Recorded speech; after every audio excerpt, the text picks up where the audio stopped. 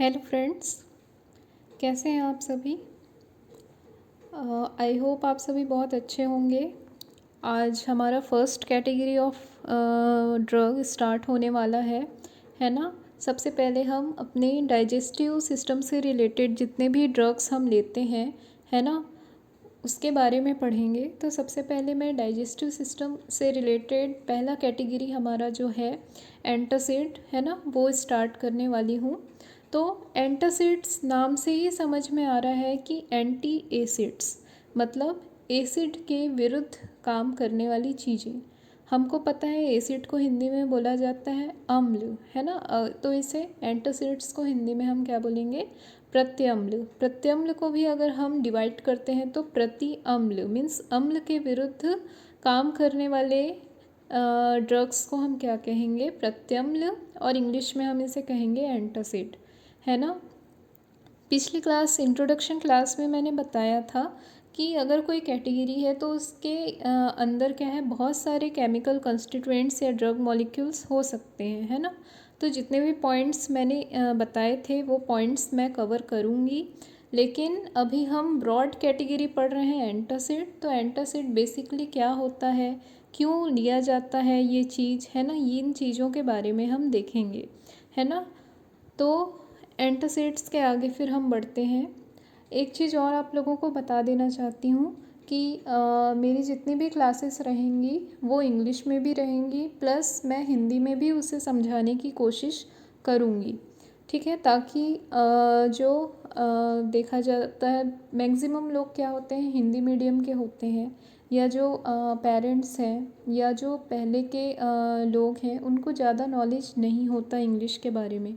तो इसीलिए मैं कोशिश कर रही हूँ कि हर एक जो व्यक्ति है जो इस वीडियो को देखे उसे क्या है, हिंदी में भी सारी चीज़ें अच्छे से समझ में आए। जिसे इंग्लिश की नीड है वो इंग्लिश में समझे, इसलिए मैंने दोनों लैंग्वेज में इसे डील करने की कोशिश की है। तो गाइस हम स्टार्ट करते हैं एंटासिड्स। फर्स्ट पॉइंट है हमारा this medicines are neutralised the acidity of stomach, ठीक है। हमारे स्टमक में, हमको सभी को पता है कि हमारे स्टमक जो पेट है उसमें क्या होते हैं, अम्ल, एसिड्स होते हैं, है ना। तो उसको क्या करता है, वो न्यूट्रलाइज करता है। मीन्स अगर एसिड है, अगर हम उसमें थोड़ा थोड़ा बेस डालते हैं तो धीरे धीरे क्या होता है, वो उदासीन होता जाता है, न्यूट्रलाइज होता जाता है ना। तो ये एंटासिड्स वही मेडिसिन्स हैं जो हमारे स्टमक की एसिडिटी को न्यूट्रलाइज करते हैं। अगर हिंदी में देखा जाए तो ये वे दवाएं हैं जो हमारी एसिडिटी को बेअसर करती हैं, ख़त्म करती हैं, ठीक है। नेक्स्ट पॉइंट हम देखते हैं। Basically they are used in the treatment of ulcer and NUD। NUD का फुल फॉर्म है नॉन अल्सर डिस्पेप्सिया, है ना। बेसिकली अब देखा जाए तो एंटासिड्स का यूज़ क्यों किया जाता है, जो हमारे डाइजेस्टिव सिस्टम में अगर अल्सर हो गया है कहीं पे, चाहे वो हमारे ट्रैकिया में हुआ हो, है ना, मीन्स हमारे लैरिंग्स फेरिंग्स हो गया, या हमारे स्टमक में हो गया, या आगे जाके इस इंटेस्टाइन वगैरह में हो गया है, तो उन चीज़ों को ठीक करने के लिए यूज़ किया जाता है। साथ ही साथ नॉन अल्सर डिस्पेप्सिया, इसका मतलब होता है अपच। अपच का मतलब हमारा पेट जो हमने खाया है वो डाइजेस्ट नहीं होता, पेट हमेशा भरा भरा लगता है ना, हमें ठीक से मोशन भी नहीं होगा, भूख भी नहीं लगेगा, है ना।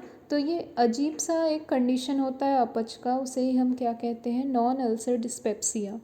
तो इन दो तरीक़ों की चीज़ों को ही ठीक करने के लिए एंटासिड्स का यूज़ किया जाता है ना। अब हिंदी में इसे देखा जाए तो मूल रूप से इनका उपयोग जो अल्सर है और NUD, इन दो चीज़ों के उपचार में किया जाता है। इसके बाद हम नेक्स्ट देखेंगे, they are administered in 2 conditions, है ना। ये 2 कंडीशन में लिया जाता है। First one is just before showing the symptoms and second one is after showing the symptoms, है ना। तो सिम्टम्स का मतलब होता है लक्षण, है ना। अगर हमको एसिडिटी हो गई है या अल्सर हो गया है तो उसके कुछ कुछ सिम्टम्स है, जैसे हमें पेट में दर्द होगा, थोड़ा फीवर होगा, है ना। तो इस तरीके से हम क्या है उस चीज़ को ऑब्ज़र्व करते हैं, हमको सिम्टम्स देखने को मिलता है। तो वो सिम्टम्स होने के पहले ही कोई मेडिसिन दे दिया जाता है, या तो वो सिम्टम्स प्रोड्यूस होने के बाद मेडिसिन दिया जाता है। तो ये दो तरीके के एडमिनिस्ट्रेशन का क्या है, कंडीशन है, जिसे हम हिंदी में भी देखते हैं कि दो स्थितियों में हम इस ड्रग को देते हैं, है ना। लक्षण दिखने के ठीक पहले और लक्षण दिखने के बाद। अब नेक्स्ट हम देखते हैं टाइमिंग ऑफ एडमिनिस्ट्रेशन। मीन्स हमको जैसे मैंने पहले इंट्रोडक्शन क्लास में बताया था कि हमको मेडिसिन कैसे एडमिनिस्ट्रेशन करना है, कब खाना है ना। तो they may be differing according to drug. तो ये क्या है, ब्रॉड कैटेगरी है एंटासिड्स। तो इसमें जितने भी केमिकल्स आएंगे या मॉलिक्यूल्स आएंगे उनका अलग अलग अपना नेचर है। तो उसके अकॉर्डिंग हम जब जिस नेचर के ड्रग को पढ़ेंगे हम उस नेचर की दवा को कैसे खाना है, किस टाइमिंग में लेना है, वो हम बताएंगे। ठीक है। तो हिंदी में इसे क्या है, देने का समय, मेडिसिन देने का समय, है ना। वे दवा के अनुसार भिन्न हो सकते हैं। मतलब जैसा दवा का नेचर है वैसा ही हम उसकी टाइमिंग को डिसाइड करेंगे। ठीक है। नेक्स्ट है इफ़ेक्टिवनेस। इफ़ेक्टिवनेस मीन्स वो ड्रग अगर हम ले रहे हैं तो वो कितना प्रभावी रहेगा, है ना। तो मैक्सिमम जो एंटासिड के केस में होता है, जो लिक्विड प्रिपरेशंस हम बनाते हैं, है ना, सस्पेंशन, इमल्शन, सिरप, है ना, ड्रॉप्स, तो ये सारी फॉर्म में अगर हम बनाए हुए हैं तो वो ज़्यादा इफ़ेक्टिव होता है as comparison to solid preparations, है ना। तो उसी चीज़ का इफ़ेक्टिवनेस हिंदी में बताया गया कि अगर ठोस पदार्थ हम ले रहे हैं तो उसकी तुलना में जो तरल पदार्थ हम ले रहे हैं वो ज़्यादा प्रभावी होता है। ठीक है। नेक्स्ट हम पढ़ेंगे एम या उद्देश्य। इसका मेन ये है कि the aim of this medications is to protect over mucosa of stomach from acids and pepsins, है ना।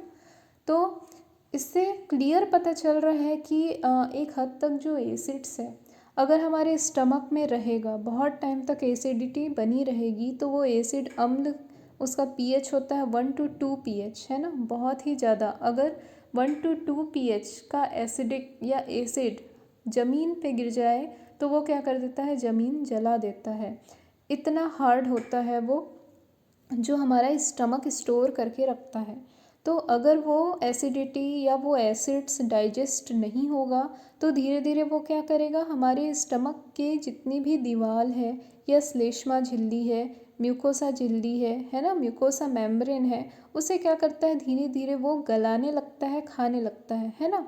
उससे क्या होता है, धीरे धीरे वहाँ पे घाव बनने लगते हैं और अल्सर कॉज होता है ना। तो इसके लिए दो चीज़ें ही रिस्पॉन्सिबल होती हैं, एक तो एसिड, है ना, जो वहाँ से उत्पन्न हो रहा है हमारे स्टमक से, और एक होता है पेप्सिन। ये एक तरीके का एंजाइम है ना, जो क्या करता है, ये भी अगर एसिड के साथ मिल जाए, है ना, और ज़्यादा मात्रा में बढ़ जाए तो वो हमारे क्या है, म्यूकोस मेम्ब्रेन ऑफ स्टमक को बहुत ही ज़्यादा क्षति पहुंचा सकता है ना। हिंदी में देखा जाए तो इसका मेन उद्देश्य है हमारे पेट की जो श्लेष्मा झिल्ली है ना, उसे क्या है, एसिड और पेप्सिन से होने वाले क्या है, नकारात्मक या हानिकारक दुष्प्रभाव से बचाने के लिए लिया जाता है इन मेडिसिन्स को, है ना। फ्रेंड्स, तो ये तो हो गया हमारा ब्रॉड कैटेगरी, है ना, एंटासिड का। तो ये जस्ट एक डिटेलिंग क्लास थी, एंटासिड्स होता क्या है, क्यों यूज़ किया जाता है, मेन पर्पस क्या है ना, किन चीज़ों को, किन बीमारियों की थेरेपी में ये यूज़ किया जाता है, तो उसके बारे में आप लोगों को बताना था। इसके बाद नेक्स्ट हम एंटासिड में कौन से केमिकल्स को लेते हैं, तो उसका जो है हम ब्रॉड क्लासिफिकेशन पढ़ेंगे, जो क्लासिफिकेशन मैंने इंट्रोडक्शन में बताया था। तो आज की क्लास के लिए केवल इतना ही। Thank you friends.